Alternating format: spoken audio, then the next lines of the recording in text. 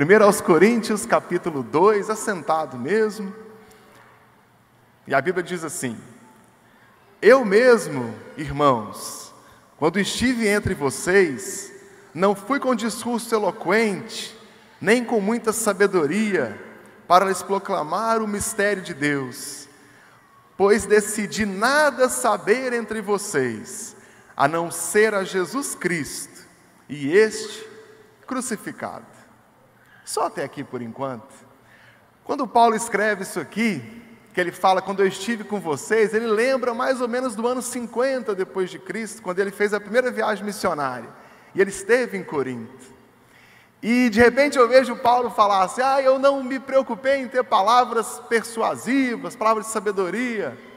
Nós não entendemos o peso disso hoje, mas não é difícil perceber. Preciso lembrar aos irmãos que aqui a filosofia grega estava na flor da pele. Os grandes discursos, os grandes sábios.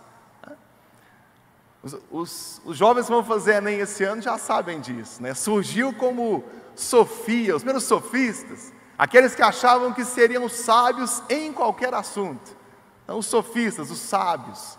Até que o Pitágoras mudou isso. Ele disse que não, eu não sou um sofista. Eu sou um filosofista, um amante da sabedoria. E aí daí surgiu a palavra filosofia que a gente estuda até hoje. Então decora essa aí, quem vai fazer o Enem esse ano, foi o Pitágoras que disse que ele é um filosofista, um amante da filosofia, um amante da sabedoria. E aí aqui eu tenho o apóstolo Paulo, platonista, conhecia o Platão muito bem, e ele prega. E aqui ele vai lembrar aos irmãos o seguinte: a pregação do Evangelho não é o como fala, não é um discurso bonito, não é alguém que domina técnicas de retórica e fala bem e consegue ganhar a multidão e consegue ganhar aplausos. A pregação do Evangelho não está firmada nisso. E quando nós nos convertemos, nós entendemos isso, de que eu estou na igreja e a música é bonita, não porque alguém muito habilidoso canta e canta muito afinado, não porque o instrumento é o mais caro e está em plena harmonia dentro da música, mas é porque aquilo que eu canto toca no meu coração, que é aquilo que eu adoro a Deus, com aquelas palavras, né? Quando nós lemos a Bíblia, não é o como eu leio, mas é o que. E a Bíblia é a palavra de Deus, e ela alegra os nossos corações.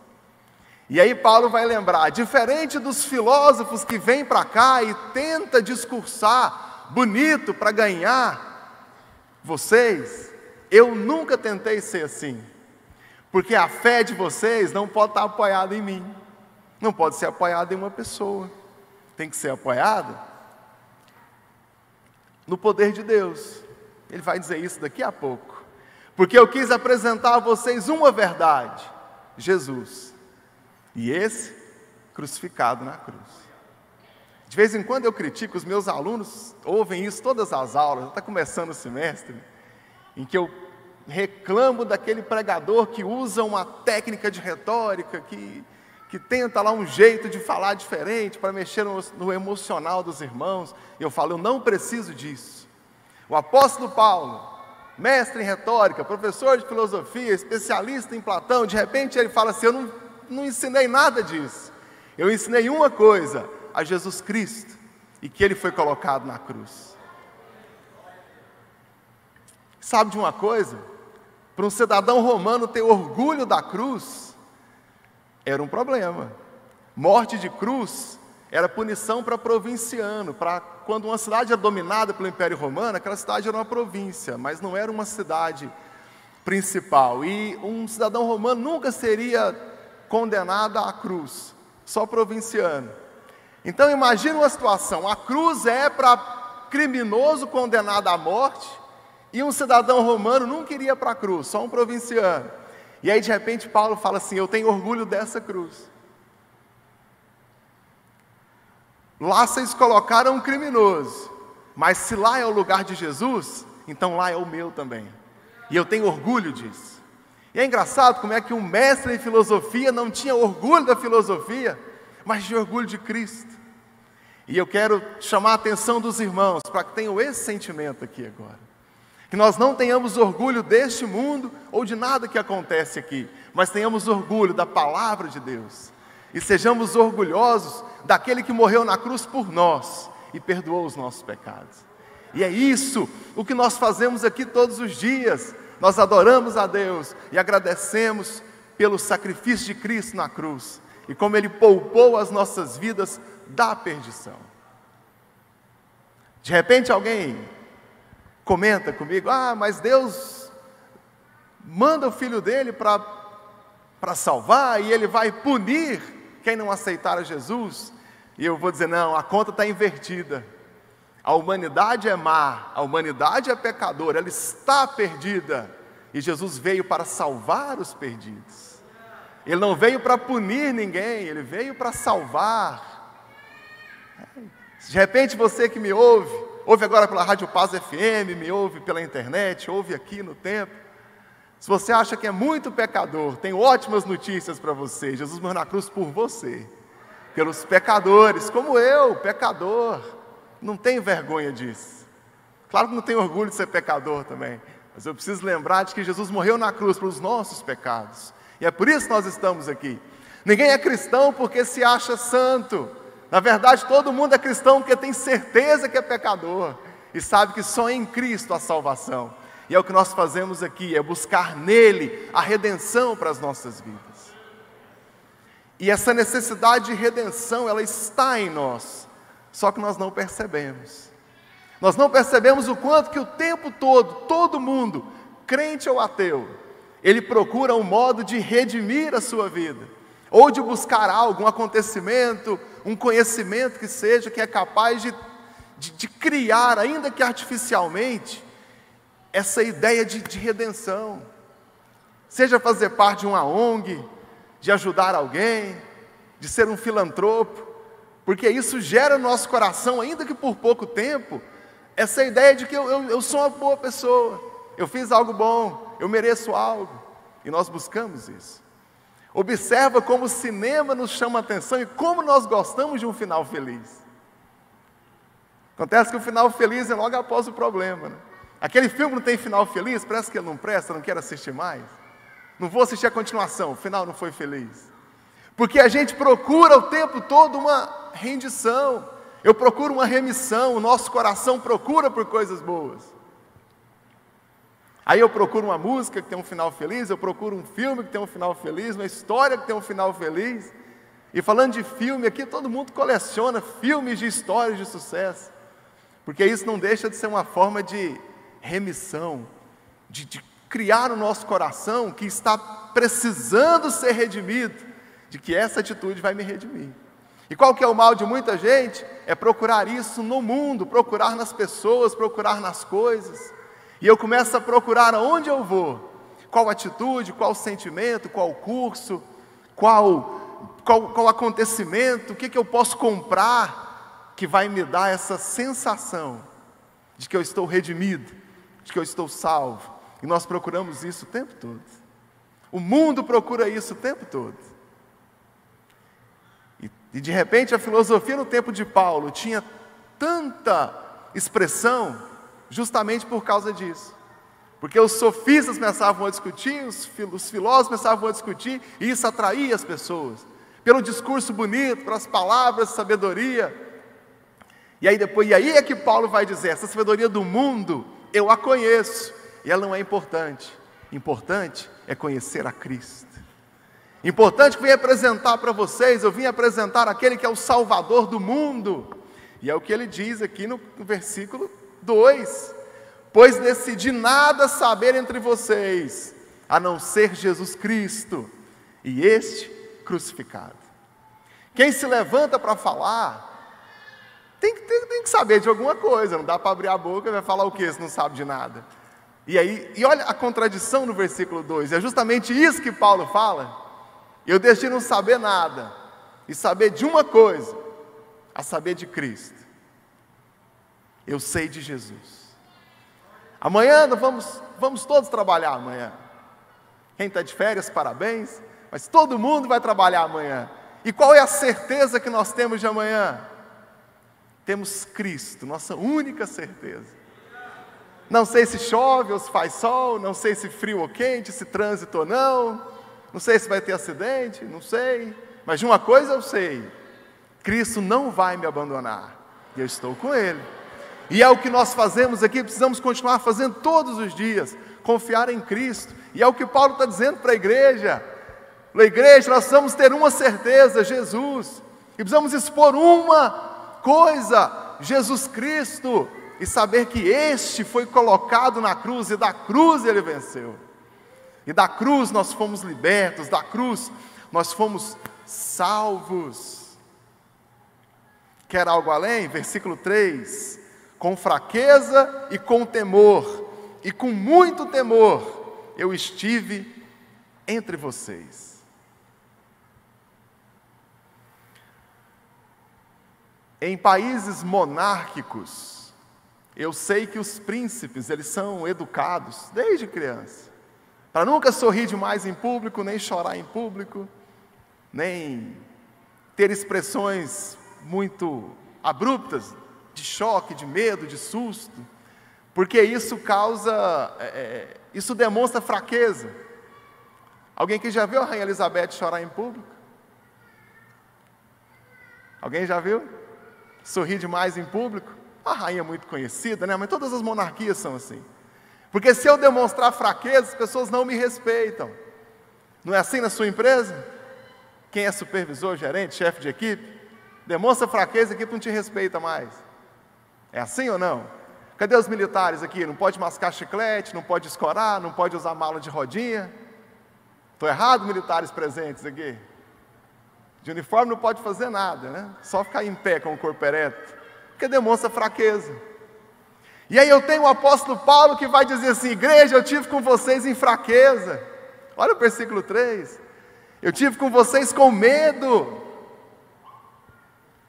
O apóstolo Paulo sabia de uma coisa: não importa quem é o pregador, importa qual é a palavra que está sendo pregada. Importa as escrituras. A fraqueza daquele que prega não interessa. Interessa que o poder de Deus está nas palavras de Jesus Cristo, e é essa que nós apresentamos. É essa que nós temos para você. Eu não tenho força alguma, qualidade alguma para te oferecer. Eu queria ter qualidade para oferecer para o meu filho, para dar educação para ele, mas nem isso eu tenho. Aí eu apresento a Bíblia para ele. Meu filho olha para Jesus, porque papai não ajuda muito não. Olha para Cristo. Ele sim é o nosso referencial, Ele é o que importa. Paulo está ensinando para a igreja de que o único valor que a igreja tem é Jesus. Não é? O Martinho Lutero disse uma vez que se você colocar um colar de pérolas em um porco, o colar não perde o valor. E a pregação nunca perde o valor, seja lá quem for o pregador, do mesmo jeito que o porco não desvaloriza o colar de diamantes.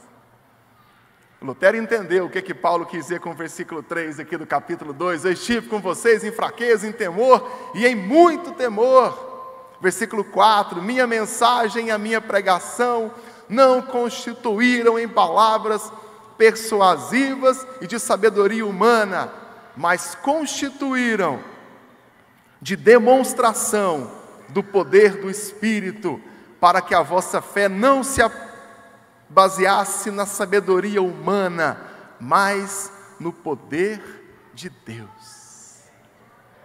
Sabe de outra coisa? Eu poderia, talvez, pensar em algum argumento, alguma palavra bonita que encantasse os irmãos, que fizesse mostrar que eu realmente estudei. Dá para fazer. Só que tem um problema. Só funciona uma vez. Não é isso? Filme eu só assisto uma vez, a segunda vez não tem mais sentido, já conheço a história. Perde a graça.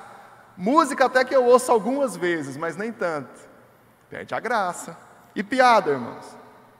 Piada é só uma vez mesmo. Na segunda perdeu a graça. Estou errado, irmãos? Estou falando alguma coisa de outro mundo aqui? Até o caminho de casa te deixa entediado, começa a passar por outras ruas, isso melhora um pouco. Né? É por isso que as irmãs compram muito sapato, não é? Porque E os maridos têm que ajudar nessa parte aí do sapato. Se eu apresentar para os irmãos um argumento filosófico bonito, amanhã ele não funciona mais, no próximo culto ele já foi usado. Se eu apresentar para os irmãos um argumento, esse argumento, ele pode ser ultrapassado, ele já foi utilizado, não posso utilizar mais. É por isso que na igreja nós abrimos a Bíblia e pregamos as Escrituras, porque a palavra de Deus se renova a cada manhã. A Bíblia nunca fica fora de moda. O que nós ensinamos aqui, o que nós pregamos é a palavra de Deus. E ela pode ser usada de novo, lida de novo. E quantas vezes você já leu a Bíblia e leu o mesmo versículo, ele ainda é bom. E ainda enche o seu coração. É simples assim. E aí eu pergunto para os irmãos, vale a pena correr atrás do mundo e saber que é fútil, que hoje tem valor e amanhã não tem? Vale a pena tentar se alimentar, ainda que intelectualmente, mas se alimentar de coisas desse mundo e que nós sabemos que não tem peso, que não tem valor? Ou eu posso continuar na igreja, me alimentar de Cristo e saber que nunca vai perder a graça, ver que nunca vai ser ruim, de que a Bíblia nunca vai perder o sabor que ela tem, porque essa é a palavra de Deus. Se você está aqui hoje e nunca aceitou a Jesus, eu te faço esse convite daqui a pouco formalmente. Mas você vai saber o que é ter prazer nessa vida. O que é realmente viver a alegria, seja em qualquer situação. Nós sempre lembramos do apóstolo Paulo, a máxima de Paulo, tudo posso naquele que me fortalece. E parece que poucos leram o versículo anterior, né? Sem passar necessidade, fome. E aí eu posso tudo naquele que me fortalece. Porque Deus nos dá forças para passar por qualquer dificuldade, por qualquer problema. E aí o apóstolo Paulo sabia disso, que se eu usar um argumento bonito, e as pessoas vão aprender a gostar desse argumento bonito. Paulo sabia que a igreja não pode estar amparada nessas coisas. Estrutura física, cadeira ar-condicionado, luzes, isso é importante, nós temos aqui, os irmãos contribuem, nós compramos. Mas o que deve firmar o passo de cada um aqui, é no poder de Deus, não é? A questão estrutura física, ela vai passar, vai ficar velho, tem que trocar, mas o poder de Deus nunca fica velho, o poder de Deus só aumenta, o poder de Deus só nos completa a cada dia. Buscar coisas deste mundo é um saco sem fundo, nunca vai parar. Ou o seu celular comprado semana passada já não quer outro semana que vem. Eu conheço quem faz consórcio, compra um, já guarda o dinheiro para comprar o outro, né? Porque essas coisas nós precisamos trocar todos os dias. Eu também quero trocar o meu, estou acusando os irmãos sem estar presente no mesmo problema. Mas eu quero lembrar os irmãos de que eu não posso buscar neste mundo alegria para a minha vida, eu preciso buscar em Cristo. Quando eu aprendo a buscar alegria, conforto, consolo, esperança, eu aprendo a buscar isso em Deus, aí sim eu aprendo o que é ser feliz, aí sim eu entendo o que é buscar as coisas que realmente valem a pena, porque eu começo a buscar a Cristo. O apóstolo Paulo ensinou isso aqui. O apóstolo Paulo foi muito claro com a igreja. Falou, eu preciso ensinar a vocês a amar a Cristo e ter a fé apoiada em Deus. O nosso coração procura por essa remissão, procura por essa coisa que falta em nós. Falta eu ter certeza de que eu sou mais que esse mundo, de que eu quero me redimir de algo que eu não sei exatamente o que é. E aí eu gosto tanto de super-herói, né? Porque o super-herói redime, né? O super-herói faz bem. Deixa o super-herói para lá, vamos pensar em uma coisa. Eu começo a procurar neste mundo remissão, só que eu não vou achar que a remissão está em Cristo. Ele nos redime dos nossos pecados.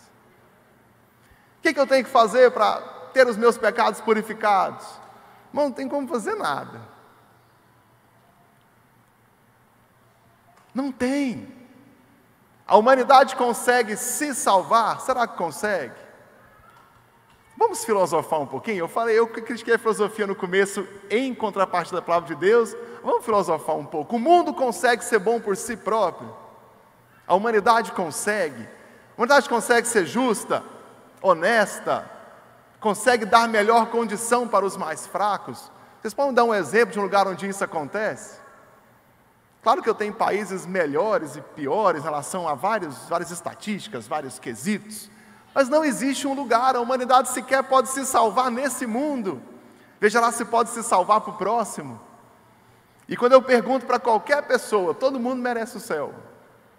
Teve uma pesquisa do IBGE, incluindo população carcerária, quase 100% dos entrevistados confirmam que merecem a salvação, inclusive presos, durante o encarceramento. Eu ajudo as pessoas, eu mereço o céu. Eu sou uma boa pessoa, mereço o céu. Eu sou honesto, mereço o céu. Cuidei da minha sogra, opa, mereço o céu mesmo. Queridos, aquele que busca no seu próprio coração a salvação para a sua alma, está procurando no lugar errado.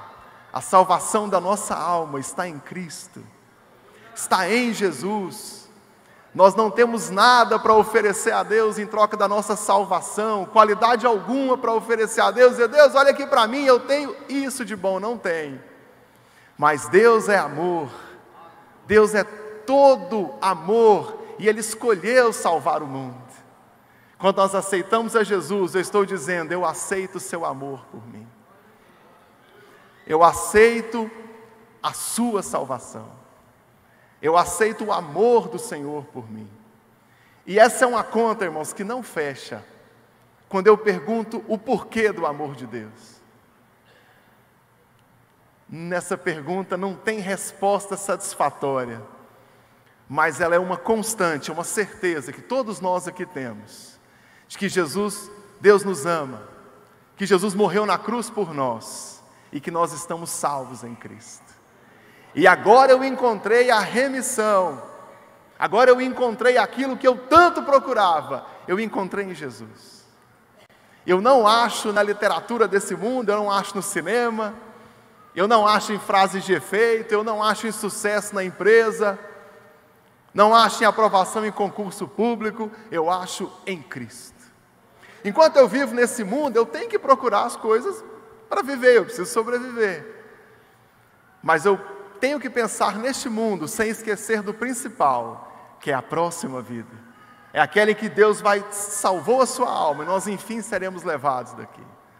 A salvação da igreja, a salvação da sua casa, é isso que nós estamos procurando, é isso o que nós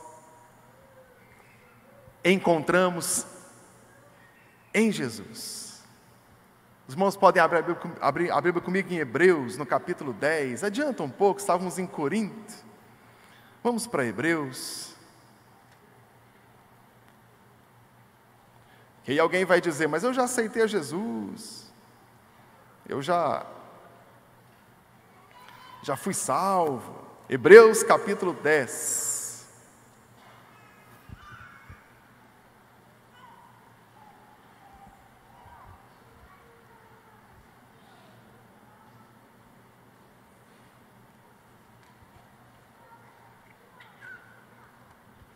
Hebreus, capítulo 10.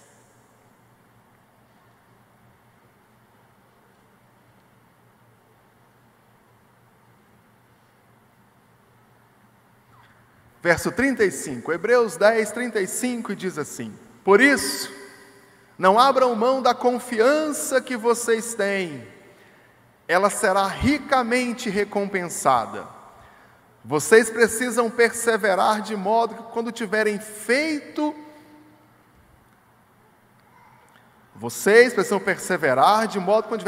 a vontade de Deus, recebam o que Ele prometeu. Pois em breve, muito em breve, aquele que vem, virá e não demorará. Mas o justo vive pela fé. Só até aqui. Talvez eu estou aqui falando sobre crer em Jesus, confiar em Jesus, e aí a maioria dos irmãos aqui, mas eu já aceitei a Jesus. Então eu tenho duas provocações para você. A primeira é nunca perder a esperança, nunca deixar que o seu coração apague essa chama, a chama do amor de Deus, a certeza da salvação. Você que está me ouvindo agora, e você sabe que Jesus te salvou, mas quantas vezes eu deixo o tempo passar, outras preocupações tomarem o lugar desta certeza, e de repente a gente começa a querer abaixar a cabeça, e muitos abandonam a Cristo. E é o que o Hebreus fala para a gente. Vocês, verso 36, vocês precisam perseverar. Diz que tinha 2 provocações, tem outra. Te pergunto se você conhece a Jesus, ou se você sabe quem é Jesus. Sim, tem diferença. Tem diferença aquele que sabe quem é Jesus, vive num país cristão, tem família crente, cresceu aqui dentro da igreja, sabe quem é Jesus, sabe contar os milagres, sabe até dizer Yehoshua HaMashiach, sabe falar o nome de Deus em hebraico, parabéns. Mas nunca teve uma experiência com Deus. Quando nós falamos em Jesus, seu coração não bate forte. Quando abre a palavra de Deus, você não sente prazer na leitura da palavra de Deus. Está faltando conhecer ao Senhor. Lá no final do livro de Jó, depois que tudo passa, ele diz: do Senhor eu ouvia falar, mas agora eu te conheço, porque agora eu tinha passado por uma experiência com Deus. Talvez você está me ouvindo agora, e você nunca teve uma experiência com Deus, e aí você não consegue ter a fé que nós te ensinamos a ter aqui, não consegue olhar para a palavra de Deus e ver nela o peso que ela realmente tem. E aí eu tenho essa triste notícia para você: você sabe quem é Jesus, mas você não conhece Jesus, você não conhece a Cristo. O apóstolo Paulo fala em Corinto que a nossa fé fosse apoiada no poder de Deus, e não na autoridade de uma palavra humana, que a sua fé fosse apoiada no poder, naquilo que é espiritual, naquilo que você sente com Deus.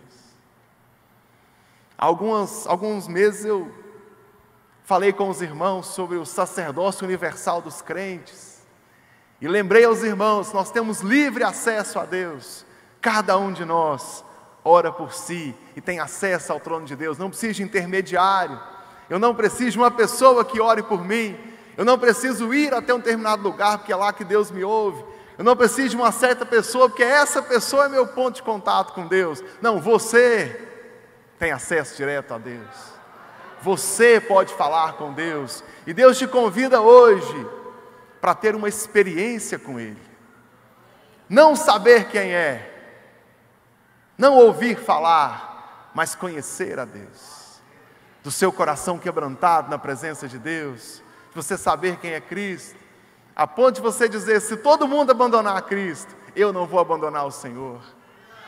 Lembra que Josué disse para o povo: se vocês quiserem ir servir outros deuses, podem ir, eu e a minha casa vai servir ao Senhor. Por que ele disse isso? Porque Josué tinha uma experiência com Deus. Ele falou: eu sei quem é Ele, sabendo quem é Ele, eu não abandono. E tem uma certeza que a igreja tem, que muitas vezes nós tocamos em tantos assuntos, deixamos esse passar, é que Jesus Cristo vem. Nós estamos ligados nele, ligados com Cristo, esperando o dia, esperando a hora em que essa trombeta vai tocar e nós seremos arrebatados. Deus vai buscar a igreja, e a igreja não é a Assembleia de Deus de Campinas, isso é só um rótulo, a igreja é você. Igreja somos nós reunidos. Jesus não vem para buscar cadeira e mesa, esquece isso, isso é desse mundo. Ele vem buscar a congregação dos salvos, e eu preciso ter certeza de que eu faço parte dessa congregação dos salvos, preciso ter certeza de que eu sou um desses, pela qual Jesus morreu na cruz por mim, e eu aceitei a Cristo, e o sangue de Jesus me salvou, e eu estou redimido dos meus pecados. E a minha remissão não veio deste mundo, a minha remissão veio de Deus. A minha remissão veio dos céus, e eu fui salvo por Ele. E o verso 37, Hebreus 10, 37, pois em breve, muito em breve, aquele que vem virá e não demorará. Irmãos, eu não tenho medo de repetir, Jesus Cristo vem. E eu preciso estar preparado para esse dia. E aqueles que sabem quem é Jesus de ouvir falar, não estão preparados. Não conhecem a Cristo intimamente, não têm uma experiência com Deus, o seu coração não está batendo entronizado com Deus. Se você nunca aceitou a Jesus, a sua hora é agora. Se você acha que está afastado de Deus, a sua hora é agora.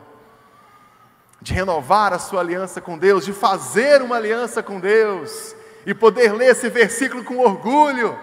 Aquele que vem, virá, e eu estou ansioso que venha, que eu quero morar com Cristo nos céus. Estou ansioso que venha, porque esse mundo é passageiro, e eu quero as coisas que são eternas e que vêm de Deus, e que Ele prometeu.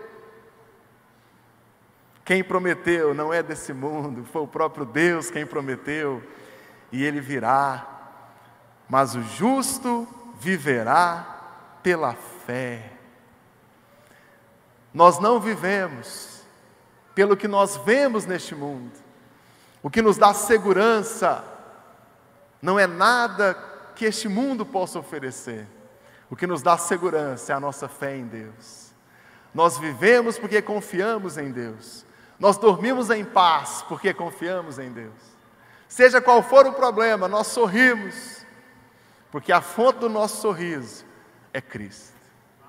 Se você acha que não consegue sorrir, seu dia é hoje. Jesus vai te dar um sorriso maravilhoso em qualquer situação. Não é que crente não passa por problemas, é que crente sabe que os problemas estão nas mãos de Deus. Não é? É que aquele que aceitou Jesus sabe de que as nossas dificuldades estão sendo vistas por Deus. Nós não estamos abandonados. Eu comecei a ler com os irmãos o versículo 35. E que Hebreus fala para a gente não perder a esperança. A minha esperança não está neste mundo. A minha esperança está em Deus. Eu não tenho medo deste mundo, porque eu confio em Deus. Eu não tenho medo dos problemas, não que eles não sejam uma ameaça, mas é porque eu não estou amparado neste mundo, eu estou amparado em Deus. Se você está amparado em Deus, não há o que temer. Você passa por dias difíceis, mas segurando nas mãos de Deus. É muito diferente. Nós passamos por problemas, mas sabemos que aquele que vem, virá, e não demora. Enquanto Ele não vem, estamos firmados nele, e Ele nos abençoa, Ele nunca nos abandona. O mundo abandona? Vou nem responder a pergunta retórica, mas Deus não abandona. E o convite que eu faço para vocês hoje, é que se convertam a Cristo, que abram o seu coração a Ele, que tenham uma vida com Deus, de intimidade com Deus, confiando nele, porque esse é o único caminho. Então não tem escolha, só tem Cristo. Ou é Cristo, ou é nada. Eu escolho Cristo. Os irmãos podem ficar de pé comigo?